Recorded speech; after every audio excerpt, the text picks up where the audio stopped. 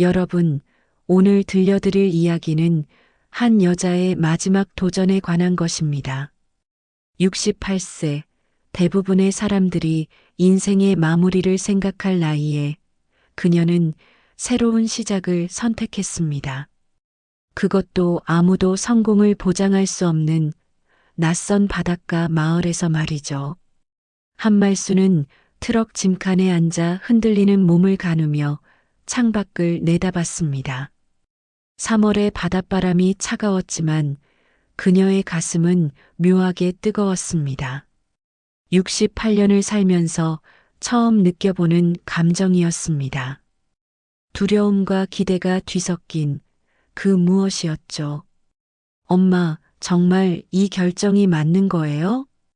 조수석에 앉은 딸 현주의 목소리에는 여전히 불안이 묻어 있었습니다.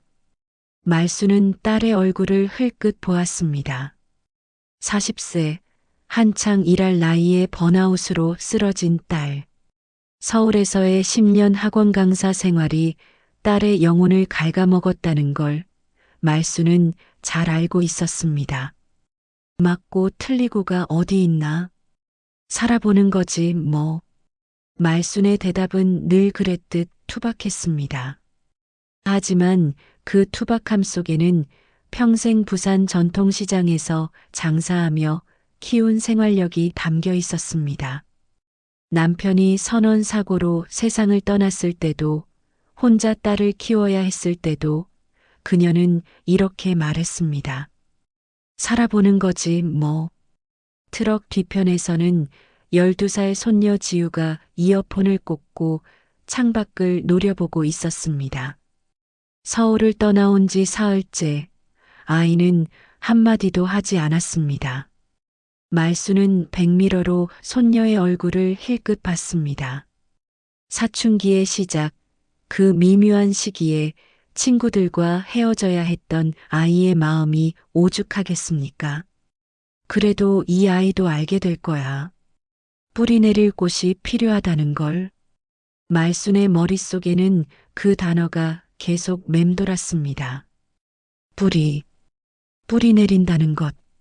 부산에서 40년을 살았지만 그녀는 늘 떠도는 기분이었습니다. 시장 좌판 하나로 하루하루를 버티는 삶. 그것이 뿌리라고 할 수 있을까요? 어머니, 저기 보여요. 저 건물이에요. 운전사가 가리킨 곳에는 2층짜리 낡은 건물이 보였습니다. 1층은 비어있는 상가, 2층은 주택. 바닷가가 한눈에 내려다 보이는 위치였습니다. 월세는 부산보다 훨씬 싸고 무엇보다 새로 시작할 수 있다는 가능성이 말순을 이끌었습니다. 트럭이 멈추자 말수는 천천히 내렸습니다. 무릎이 시큰거렸지만 그녀는 내색하지 않았습니다. 건물 앞에 서서 주변을 둘러봤습니다. 한적한 주택가 200m쯤 가면 바다, 그 사이로 노인들 몇이 산책하고 있었습니다. 엄마, 사람이 없잖아요. 여기서 슈퍼를 한다고 손님이 올까요? 현주의 걱정 섞인 목소리가 뒤에서 들려왔습니다. 말수는 천천히 고개를 돌렸습니다. 손님은 만드는 거야. 기다리는 게 아니라. 그 말에는 평생 장사꾼으로 살아온 자신감이 묻어났습니다. 물론 속으로는 그녀도 불안했습니다. 68세에 새로 시작한다는 것, 그것도 전혀 모르는 동네에서. 하지만 말수는 그 불안을 겉으로 드러내지 않았습니다. 딸과 손녀 앞에서 흔들리는 모습을 보일 수는 없었으니까요. 다음 날부터 본격적인 준비가 시작됐습니다. 냉장고를 들여놓고 진열대를 닫고 간판을 달았습니다. 말순네 슈퍼.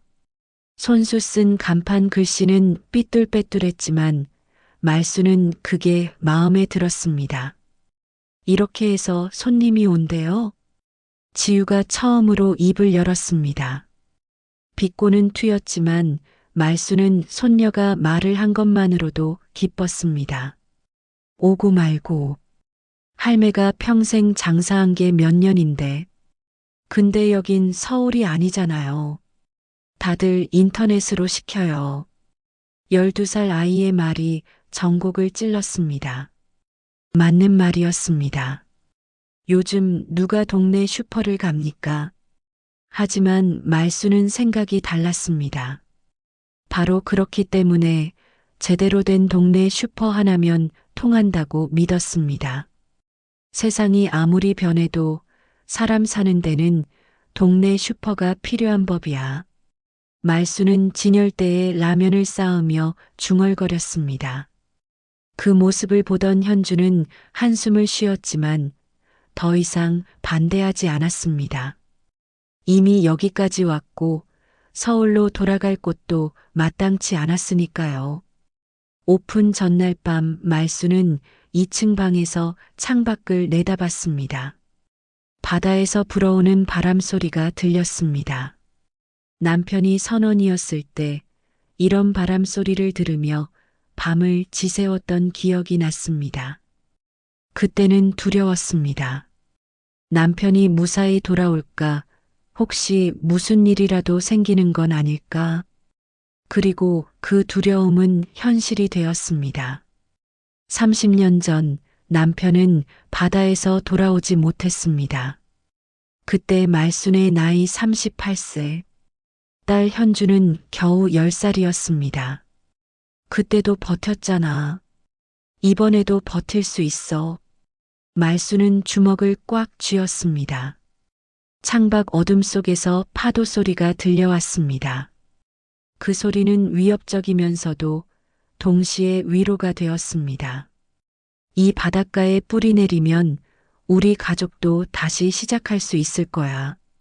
말수는 작게 속삭였습니다. 그 속삭임은 기도였고 다짐이었으며 희망이었습니다. 오픈 첫날 말수는 새벽 5시에 일어났습니다. 평생 습관이었습니다. 시장에서 장사할 때도 새벽 5시면 일어나 장을 봐왔으니까요. 그녀는 슈퍼 문을 열고 바닥을 닦고 진열을 다시 한번 점검했습니다. 엄마, 너무 일찍 온 거 아니에요? 아직 해도 안 떴는데. 6시쯤 내려온 현주가 놀란 듯 말했습니다. 장사는 부지런해야 돼. 첫날인데 잠이 오겠나? 실은 잠이 오지 않아서였습니다. 긴장과 기대가 뒤섞여 말수는 밤새 뒤척였습니다. 과연 손님이 올까? 이 동네 사람들이 자신의 슈퍼를 찾아줄까? 오전 8시 드디어 첫 손님이 들어왔습니다. 70대쯤 되어 보이는 할머니였습니다. 새로 여셨어요? 네. 어서 오세요. 말순의 목소리가 평소보다 한 옥타브 높아졌습니다. 할머니는 슈퍼 안을 천천히 둘러보더니 우유 한 팩을 집어들었습니다. 2,500원입니다. 아이고, 마트보다 비싸네. 거긴 2,200원인데. 할머니는 우유를 다시 내려놓고 나갔습니다. 말순의 얼굴에서 웃음이 사라졌습니다. 첫 손님이 빈손으로 나간 것입니다. 그날 하루 종일 손님은 5명이 왔습니다. 그중 3은 구경만 하고 나갔고 2은 음료수 한 병씩만 사갔습니다. 총 매출 3,000원. 하루 임대료도 안 되는 금액이었습니다. 저녁 2층 거실에서 저녁을 먹으며 침묵이 흘렀습니다. 지우는 밥을 먹는 둥 마는 둥 했고 현주는 계속 한숨만 쉬었습니다. 엄마, 이게 무슨 희망이에요? 현주가 마침내 입을 열었습니다. 목소리에는 좌절이 묻어 있었습니다. 첫날이잖아. 아직 사람들이 우리 슈퍼가 있는 줄 모르는 거야. 엄마는 너무 낙관적이에요. 현실을 봐요. 여기 사람들 대부분이 노인이고 젊은 사람들은 차 타고 대형마트 가요. 동네 슈퍼가 살아남을 수 있는 시대가 아니에요. 현주의 말은 냉정했지만 틀린 말이 아니었습니다. 말순도 그걸 모르지 않았습니다. 하지만 인정하고 싶지 않았습니다. 그럼 어쩌자는 거야? 여기까지 와서 다시 돌아가자고? 전 처음부터 반대했잖아요. 그래, 내 말이 맞았어. 그럼 이제 어쩔 건데? 말순의 목소리가 높아졌습니다. 현주도 지지 않고 맞섰습니다. 적어도 현실적으로 생각해야죠. 이렇게 하루에 3,000원씩 벌어서 어떻게 살아요? 시작한 지 하루밖에 안 됐잖아. 하루를 봐도 알 수 있어요. 이건 안 되는 거예요. 두 사람의 목소리가 높아지자 지우가 갑자기 방으로 뛰어들어가 문을 쾅 닫았습니다. 거실에 무거운 정적이 흘렀습니다. 말수는 천천히 자리에서 일어나 창가로 걸어갔습니다. 밤바다가 보였습니다. 파도 소리만 들렸습니다. 가슴이 답답했습니다. 딸 말이 맞는 걸까? 정말 이건 무모한 도전일 뿐일까? 하지만 아직 하루밖에 안 지났잖아. 말수는 자신을 다독였습니다. 평생 장사하면서 배운 게 있다면 장사는 인내라는 것. 하루 이틀에 판가름 나지 않는다는 것. 다음 날도 그 다음 날도 상황은 나아지지 않았습니다. 손님은 적었고 매출은 시원찮았습니다. 더 큰 문제는 재고였습니다. 오픈하면서 들여놓은 물건들이 팔리지 않으니 유통기한이 다가오고 있었습니다. 일주일째 되는 날 말수는 진열대를 정리하다가 라면 한 박스를 발견했습니다. 유통기한이 이틀 남았습니다.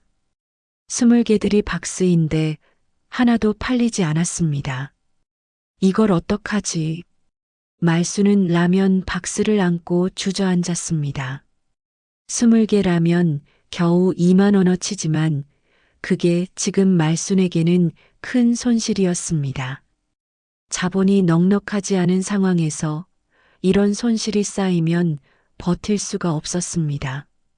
엄마, 뒤에서 현주의 목소리가 들렸습니다. 말수는 얼른 눈물을 닦았습니다. 괜찮아. 이 정도는 아무것도 아니야. 하지만 목소리가 떨렸습니다. 현주는 엄마 옆에 앉았습니다. 엄마 미안해요. 제가 너무 심하게 말했죠. 아니야. 내 말이 맞아. 현실적으로 생각해야지. 말수는 라면 박스를 쓰다듬었습니다. 그 순간 지우가 슈퍼 문을 열고 들어왔습니다. 학교에서 돌아온 모양이었습니다. 아이의 얼굴이 붉어 있었습니다. 지우야, 무슨 일 있어? 아무것도 아니에요. 지우는 대답도 하지 않고 2층으로 올라가려 했습니다. 하지만 현주가 재빨리 일어나 아이를 붙잡았습니다. 엄마한테 말해봐. 학교에서 무슨 일 있었어? 그냥 친구들이. 지우의 목소리가 떨렸습니다. 친구들이 뭐래? 촌스럽대요. 슈퍼나 하는 집 애랑은 안 놀겠대요. 말순의 가슴이 철렁 내려앉았습니다. 손녀가 학교에서 놀림을 받고 있었던 것입니다. 그것도 자신 때문에. 그 자식들이.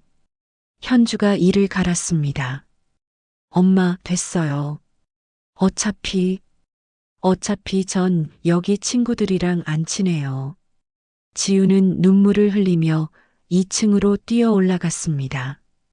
말순과 현주는 그 자리에 멍하니 서 있었습니다.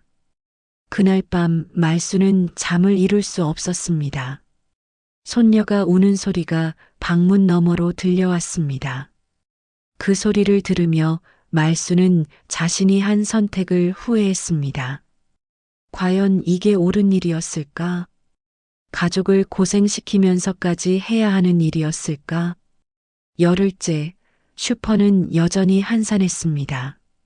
하루 매출이 10,000원을 넘는 날이 드물었습니다.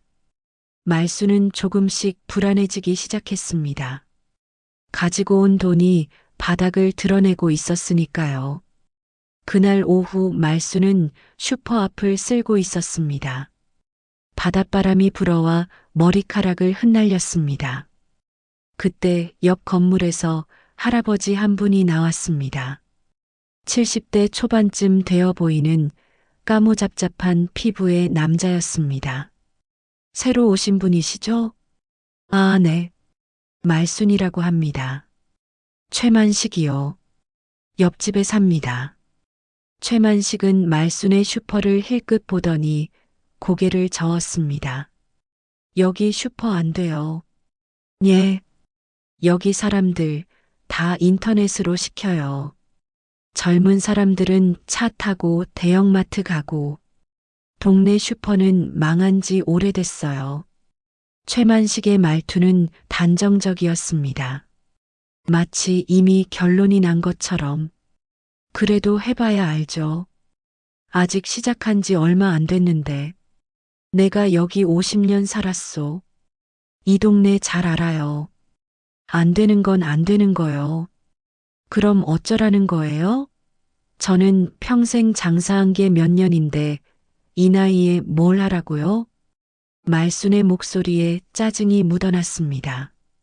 최만식은 어깨를 으쓱했습니다. 내 알 바 아니지만 일찍 접는 게 나을 거요. 손해보기 전에. 최만식은 그 말을 남기고 걸어갔습니다. 말수는 빗자루를 꽉 쥐었습니다. 손이 떨렸습니다. 화가 났습니다. 누가 좋아서 이러는 것도 아닌데 왜 남의 일에 훈수를 두는 걸까? 하지만 동시에 최만식의 말이 틀리지 않다는 걸 알았습니다. 실제로 손님은 없었고 매출은 형편없었습니다. 어쩌면 정말로 빨리 접는 게 나을지도 몰랐습니다. 그날 저녁 말수는 현주와 지우를 거실에 앉혔습니다. 얘들아, 엄마가 미안하다. 엄마, 내가 너무 무리한 걸지도 모르겠다. 이 나이에 새로 시작한다는 게. 말순의 목소리가 떨렸습니다. 평생 강한 모습만 보여왔던 그녀가 처음으로 약한 모습을 보이는 순간이었습니다. 엄마, 그렇게 말씀하시면 전. 현주도 울먹였습니다. 근데 엄마, 우리 진짜 다시 서울로 갈 수 없어요? 지우가 조심스럽게 물었습니다. 거기 가면 뭐가 달라지는데? 말순이 물었습니다. 전 친구들이 있어요. 여기는 아무도 없어요. 친구는 또 사귀면 되잖아. 할머니는 모르세요. 요즘 애들이 얼마나. 그래, 할매는 모르지. 근데 지우야, 할매가 한 가지는 아는데 도망치면 또 도망치게 된단다. 말순의 말에 지우는 고개를 숙였습니다. 현주는 딸을 꼭 안았습니다. 엄마, 저도 생각해 봤어요. 우리 조금만 더 버텨보죠. 뭔가 방법이 있을 거예요. 현주의 말에 말수는 고개를 들었습니다. 딸의 눈에는 결의가 담겨 있었습니다. 번아웃으로 쓰러졌던 딸이 다시 일어서려 하고 있었습니다. 그래, 조금만 더 버텨보자. 말수는 주먹을 쥐었습니다. 다음 날 말수는 새로운 전략을 시도했습니다. 동네를 돌아다니며 전단지를 돌리기로 한 것입니다. 현주가 컴퓨터로 간단하게 만든 전단지였습니다. 신선한 재료, 친절한 서비스, 말순내 슈퍼. 할머니, 뭐 하세요? 어느 집 앞에서 전단지를 넣으려는데 최만식이 나타났습니다. 전단지 돌리는 거 보면 모르겠어요? 그런 거 해봤자 소용없어요. 해봐야 알죠. 완고하시네. 그러다 다치기라도 하면 어쩌려고. 제 일은 제가 알아서 합니다. 말수는 쌀쌀맞게 대답하고 계속 걸었습니다. 최만식은 혀를 찼습니다. 고집불통이 따로 없네. 하지만 며칠 후 놀라운 일이 벌어졌습니다. 전단지를 본 노인들이 하나둘 슈퍼를 찾기 시작한 것입니다. 특히 거동이 불편한 노인들이었습니다. 대형마트까지 가기 힘든 사람들에게 동네 슈퍼는 필요한 곳이었습니다. 할머니, 우유 있어요? 그럼요. 여기 있습니다. 말순의 목소리에 활기가 돌아왔습니다. 하루 매출이 3만 원, 5만 원으로 조금씩 늘어났습니다. 여전히 적은 금액이었지만 희망이 보였습니다. 하지만 그 희망은 오래가지 못했습니다. 한 달이 지났습니다. 매출은 조금씩 늘었지만 여전히 적자였습니다. 임대료와 물품 구매비를 제하면 남는 게 없었습니다. 말순이 가지고 온 돈도 이제 바닥이 보였습니다. 더 큰 문제는 지유였습니다. 학교에서 아이의 상황이 점점 나빠지고 있었습니다. 엄마, 지유가 학교에서 싸웠대요. 어느 날 오후 현주가 다급하게 전화를 받고 말했습니다. 뭐? 말순과 현주는 서둘러 학교로 갔습니다. 교무실에는 지유와 다른 아이 둘이 앉아 있었습니다. 지유의 얼굴에는 눈물 자국이 있었고 교복이 찢어져 있었습니다. 어머님, 아이들이 서로 싸웠습니다. 지유가 먼저 손을 댔다고 하는데 선생님의 설명을 듣는 동안 말순의 가슴이 무너져 내렸습니다. 12살 손녀가 학교에서 폭력을 쓴 것입니다. 지유야, 왜 그랬어? 집으로 돌아오는 길 현주가 물었습니다. 지유는 대답하지 않았습니다. 말 안 할 거야? 그 애들이 할머니 욕했어요. 뭐? 슈퍼에서 물건도 안 팔린다고 거지 같은 슈퍼라고 지유가 울먹이며 말했습니다. 말수는 가슴이 찢어지는 것 같았습니다. 손녀가 자신 때문에 싸운 것입니다. 지유야, 전 잘못 안 했어요. 할머니 욕하는데 가만히 있을 수 없잖아요. 지유가 소리쳤습니다. 그 모습에 말수는 말문이 막혔습니다. 집에 도착한 후 폭풍 같은 대화가 시작되었습니다. 엄마, 이제 정말 안 되겠어요. 다시 서울로 가요. 현주가 단호하게 말했습니다. 서울 가면 뭐가 달라지는데? 적어도 지유가 이렇게 고생하진 않아요. 아이가 학교에서 싸우잖아요. 이게 정상이에요? 그건 엄마는 엄마 고집만 세우시지 우리 생각은 안 하세요. 내가 너희 생각 안 해? 말순의 목소리가 떨렸습니다. 그럼 왜 이런 선택을 하셨어요? 여기 와서 뭐가 달라졌어요? 손님도 없고 매출도 없고 지유는 학교에서 싸우고 그래도 우리 여기까지 왔잖아. 여기까지 내려왔는데 또 도망치자고? 현주의 말에 말순이 반박했습니다. 도망이 아니에요. 현실적인 판단이에요. 현실. 내가 아는 현실이 뭔데? 제가 아는 현실은요. 이대로 가면 우리 다 망한다는 거예요. 엄마 돈도 다 떨어져 가고 지우는 학교에서 문제아 취급받고 저는 여기서 뭘 해야 할지 모르겠어요. 현주가 울먹였습니다. 말수는 딸의 얼굴을 보았습니다. 40세, 평생 열심히 살아왔지만 번아웃으로 쓰러진 딸. 그 딸이 지금 다시 무너지고 있었습니다. 현주야, 엄마 미안해요. 하지만 전 이제 못 버티겠어요. 뿌리를 내리고 싶다는 엄마 마음은 알겠어요. 하지만 뿌리를 내릴 곳이 여기가 아닌 것 같아요. 그 말에 말수는 아무 대답도 할 수 없었습니다. 어쩌면 딸 말이 맞는지도 몰랐습니다. 어쩌면 이건 정말로 잘못된 선택이었는지도. 할머니, 지우가 조심스럽게 말했습니다. 전 괜찮아요. 할머니가 하고 싶으신 거면 전 참을게요. 12살 손녀의 말에 말순의 눈에서 눈물이 흘렀습니다. 지우야, 미안하다. 할매가 너무 욕심을 부렸나 보다. 그날 밤 말순은 혼자 1층 슈퍼에 내려왔습니다. 어둠 속에서 진열대를 바라봤습니다. 한 달 동안 심혈을 기울여 정리한 진열대.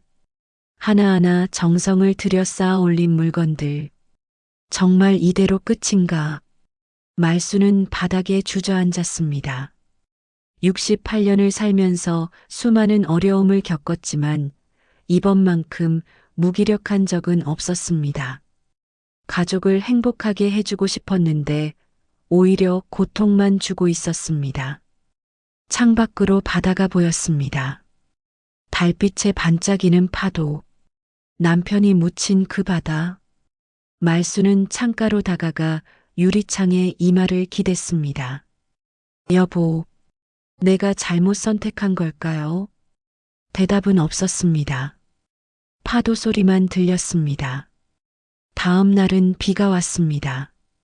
장대비가 쏟아졌습니다. 말수는 우산도 쓰지 않고 슈퍼 앞을 서성였습니다. 비에 젖어도 상관없었습니다.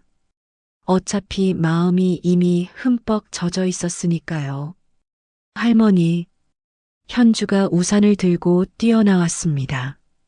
엄마, 왜 이러세요? 감기 걸려요. 괜찮아. 말순의 목소리는 힘이 없었습니다. 현주는 엄마에게 우산을 씌워주며 안으로 들어가자고 했습니다. 그때 말순의 시선이 슈퍼 옆 도랑에 멈췄습니다. 폭우 때문에 도랑에 물이 가득 고여 있었습니다. 그 물가에 무언가 자라고 있었습니다. 초록색 잎사귀들이 물속에서 튼튼하게 뿌리를 내리고 있었습니다. 저게 미나리. 말수는 천천히 도랑으로 다가갔습니다. 물에 무릎까지 젖었지만 개의치 않았습니다. 손을 뻗어 그 풀을 만져봤습니다. 향긋한 냄새가 났습니다. 미나리였습니다. 엄마, 위험해요. 현주야, 이것 봐. 미나리야. 그게 지금 중요해요? 중요하지. 말수는 미나리를 조심스럽게 캐냈습니다. 뿌리가 튼튼했습니다. 물속 진흙에 깊이 박혀 있었습니다. 어릴 적에 할매가 살던 동네에도 이런 도랑이 있었는데 거기서 미나리가 자랐어. 아무도 돌보지 않아도 알아서 자랐지. 말수는 미나리를 들고 일어났습니다. 빗물이 얼굴을 타고 흘렀습니다. 이 풀 있잖아. 물가에서 잘 자라. 어디든 물만 있으면 뿌리를 내려. 그리고 한번 뿌리 내리면 잘 안 죽어. 엄마, 우리도 그래야 돼. 어디든 뿌리만 내리면 살아남을 수 있어. 말순의 목소리에 다시 힘이 돌아왔습니다. 현주는 그런 엄마를 멍하니 바라봤습니다. 68세 노인이 빗속에서 미나리를 들고 서서 다시 일어서겠다고 말하고 있었습니다. 그날 이후 말수는 조금씩 달라졌습니다. 슈퍼 앞 작은 텃밭을 일구기 시작했습니다. 캐온 미나리를 심고 상추 씨앗도 뿌렸습니다. 노인 손님들이 신기해하며 물었습니다. 할머니, 장사 안 하고 농사 지으시게? 둘 다 하는 거지, 뭐. 말수는 웃으며 대답했습니다. 텃밭은 작았지만 뭔가 시작한다는 것 자체가 희망이었습니다. 지우도 조금씩 변했습니다. 할머니가 텃밭을 가꾸는 모습을 보며 아이도 함께 흙을 만지기 시작했습니다. 할머니, 이거 정말 잘할까요? 그럼 잘하고 말고. 봐봐, 벌써 싹이 나왔잖아. 정말로 며칠 후 작은 싹이 돋아났습니다. 지우는 매일 학교에서 돌아오면 제일 먼저 텃밭을 확인했습니다. 그 모습을 보며 말수는 생각했습니다. 사람도 식물과 같구나. 뿌리 내릴 곳만 있으면 다시 자랄 수 있어. 하지만 현실은 여전히 냉혹했습니다. 매출은 조금씩 늘었지만 여전히 적자였습니다. 말순의 통장 잔고는 이제 정말 바닥이 보였습니다. 5월 어느 날 밤 말순은 계산을 하고 있었습니다. 남은 돈, 다음 달 임대료, 물품 구매비. 아무리 계산해도 답이 나오지 않았습니다. 이러다간 정말로 그때 밖에서 이상한 냄새가 났습니다. 탄 냄새였습니다. 뭐지? 말수는 슈퍼 문을 열었습니다. 순간 연기가 확 들어왔습니다. 옆 건물에서 연기가 피어오르고 있었습니다. 불이야. 말순이 소리쳤습니다. 2층에서 현주와 지우가 뛰어내려왔습니다. 엄마, 빨리 나가. 세 사람은 밖으로 뛰쳐나갔습니다. 바람이 불면서 불이 말순의 건물로 번지기 시작했습니다. 슈퍼 쪽 벽에서 연기가 피어올랐습니다. 119, 119 불러요. 현주가 다급하게 전화를 걸었습니다. 이웃들이 하나둘 나왔습니다. 최만식도 뛰어나왔습니다. 물 떠와요. 사람들이 물을 길어 날랐습니다. 하지만 불은 쉽게 꺼지지 않았습니다. 바람이 불을 부채질했습니다. 내 슈퍼가. 말수는 그 자리에 주저앉았습니다. 한 달 동안 심혈을 기울인 슈퍼가 불에 타고 있었습니다. 진열대, 냉장고, 그리고 그 안의 모든 물건들이. 말순 씨, 정신 차려요. 최만식이 말순을 흔들었습니다. 하지만 말순은 대답하지 않았습니다. 그저 타오르는 불길을 멍하니 바라볼 뿐이었습니다. 소방차가 도착한 건 20분 후였습니다. 소방관들이 재빨리 불을 껐습니다. 다행히 옆 건물은 완전히 타버렸지만 말순의 건물은 절반만 탔습니다. 하지만 그 절반이 하필 슈퍼 쪽이었습니다.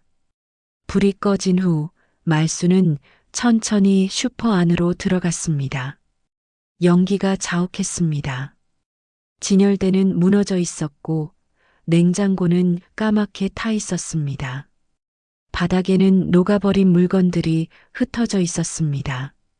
내가 평생 모은 게 다. 말순의 목소리가 떨렸습니다. 현주가 뒤에서 엄마를 껴안았습니다. 엄마, 이제 끝났어요. 다시 서울로 가요. 제발. 아니야. 아직 끝난 게 아니야. 엄마, 불탄 자리에 더 튼튼한 걸 세우면 되잖아. 하지만 말순의 목소리에는 확신이 없었습니다. 그것은 희망이라기보다는 절망 속에서 던지는 마지막 발버둥 같은 것이었습니다. 그날 밤 세 사람은 최만식의 집에서 묵었습니다. 말순은 잠을 이룰 수 없었습니다. 창밖으로 까맣게 탄 슈퍼가 보였습니다. 달빛 아래 그 폐허는 더욱 처참해 보였습니다. 정말 끝인가? 말순은 생각했습니다. 68년을 살면서 수많은 어려움을 겪었습니다. 남편의 죽음, 혼자 딸을 키우는 고난, 가난. 하지만 이번만큼 절망적인 적은 없었습니다. 왜냐하면 이번에는 포기해야 할 이유가 너무나 명확했으니까요. 돈도 없고 슈퍼도 불탔고 가족은 지쳐 있었습니다.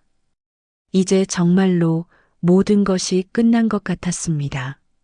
새벽 말수는 조용히 일어나 밖으로 나갔습니다. 불탄 슈퍼 앞에 섰습니다. 연기 냄새가 여전히 진동했습니다. 그 냄새가 코를 찔렀습니다. 말수는 슈퍼 옆 텃밭으로 걸어갔습니다. 그곳의 미나리는 무사했습니다. 불이 번지지 않았던 것입니다. 초록색 잎사귀들이 아침 이슬을 머금고 있었습니다. 너희는 살아남았구나. 말수는 미나리를 쓰다듬었습니다. 그때 뭔가 깨달은 듯 고개를 들었습니다. 그래, 불에 탄 건 건물이야. 뿌리는 아직 살아있어. 말순의 눈에 다시 빛이 돌아왔습니다. 아침 최만식이 커피를 들고 나왔습니다. 말순 씨, 이거라도 드세요.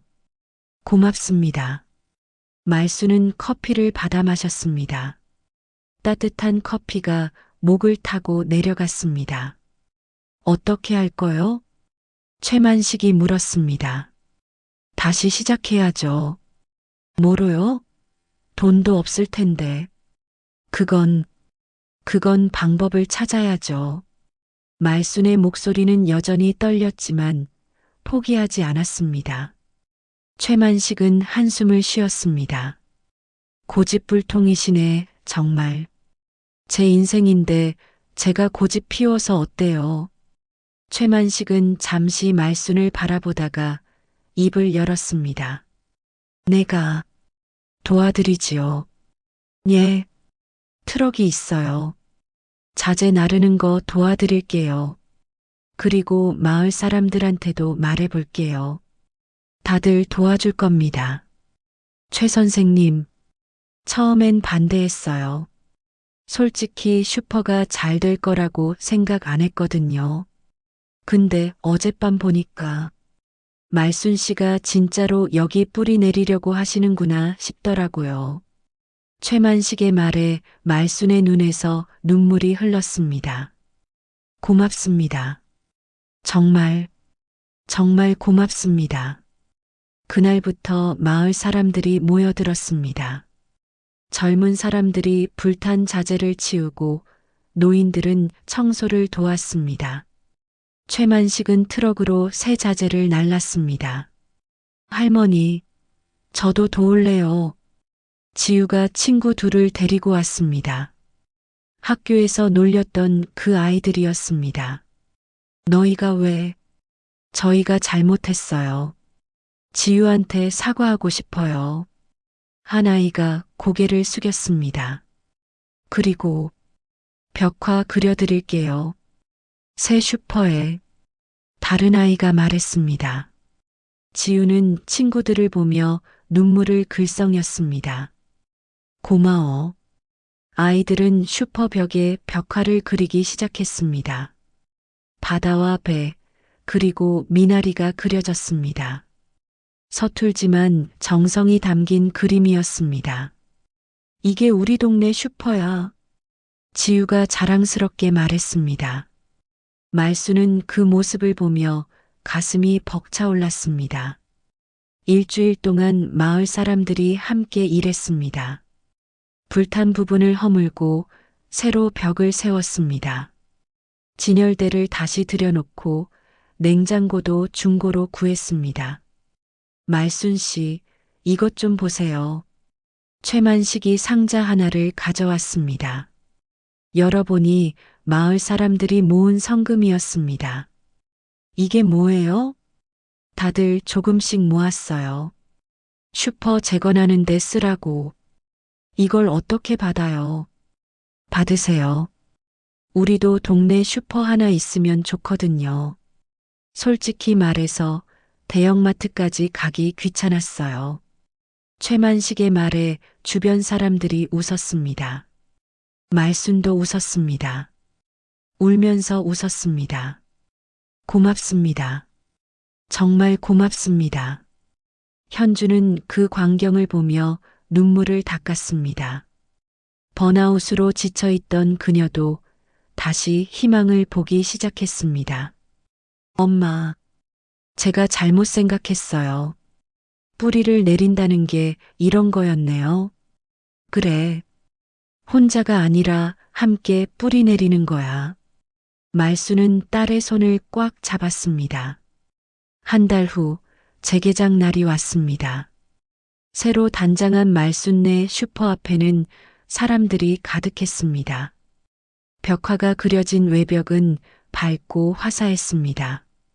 슈퍼 앞 텃밭의 미나리는 무성하게 자라 있었습니다. 오늘 오픈 기념으로 라면 하나 사시면 미나리 한 줌 드립니다. 말순이 큰 소리로 외쳤습니다. 사람들이 웃으며 들어왔습니다. 손님들로 슈퍼가 가득 찼습니다. 할머니, 이거 주세요. 저는 이것도요. 계산대 앞에 줄이 섰습니다. 현주는 엄마를 도와 계산을 했고 지우는 손님들을 안내했습니다. 세 사람의 얼굴에는 웃음이 가득했습니다. 말순 씨 축하합니다. 최만식이 꽃다발을 들고 왔습니다. 최 선생님 고맙습니다. 선생님 아니었으면 이렇게 못했을 거예요. 뭐려? 말순 씨가 포기 안 하셨으니까 된 거지요. 저녁이 되자 손님들이 하나둘 돌아갔습니다. 세 사람은 슈퍼 앞 벤치에 앉아 바다를 바라봤습니다. 석양이 바다를 붉게 물들이고 있었습니다. 지우야, 저기 봐. 말순이 텃밭을 가리켰습니다. 미나리가 바람에 흔들리고 있었습니다.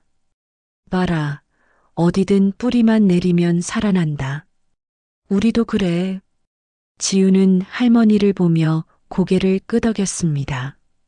아이의 눈에는 더 이상 반항이 없었습니다. 대신 이해와 사랑이 담겨 있었습니다. 할머니, 저 이제 알 것 같아요. 뿌리 내린다는 게 뭔지.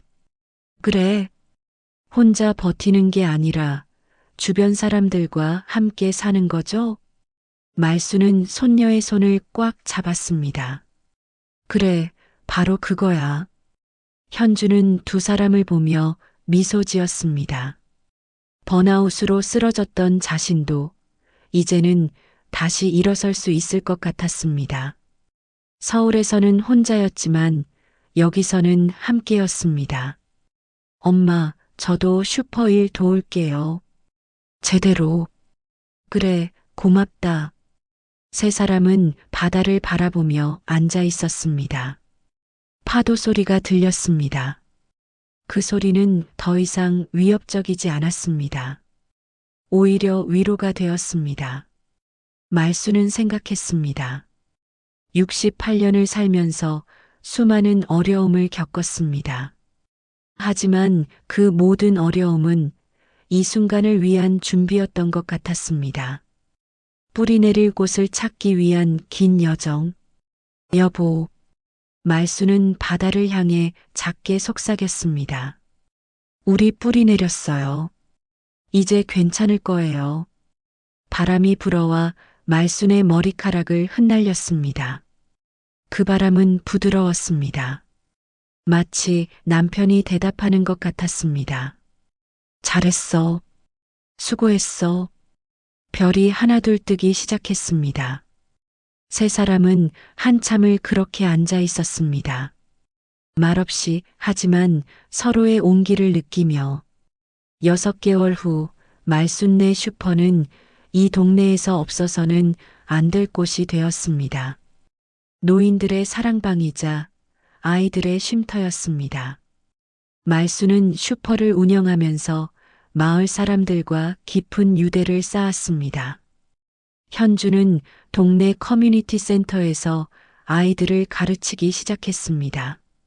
번아웃에서 완전히 회복한 그녀는 이제 일이 즐거웠습니다.